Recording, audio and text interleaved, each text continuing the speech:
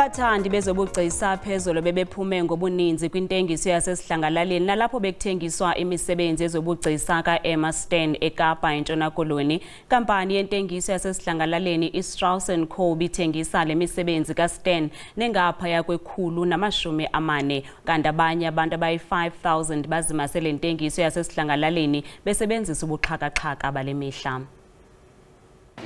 Kwentengiso yase-sidlangalaleni bekuthengiswa imisebenzi yezobugcisa ka-Irma kususela ngeminyaka ye-1920s ukuya kwi-60s. Eminye imisebenzi yakhe zange yabonwa ngaphambili.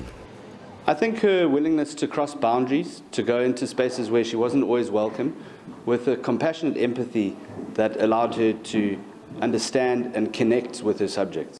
Bekuthengiswa ne-oli zokuzoba nge-5 million rand inye, kwakuneminye imifanekiso yakhe nalapho wayezoba abasetyhini kwakuyinendlela alibona ngalo ihlabathi.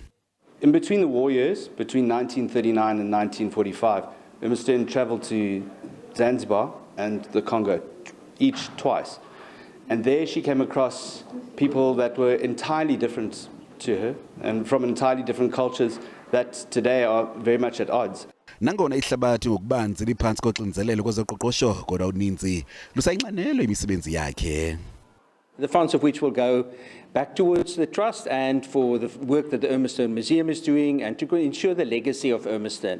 We are very keen to see if we can hold an international exhibition of Irma's work and also produce a catalogue raisonné which sets out all the work that she produced in her life, and these sort of funds could go a long way in securing these streams. Nangona uStan wasweleka emva kweminyaka ngama-50 yadlulayo kodwa abathandi bezobugcisa basayilangazelela imisebenzi yakhe.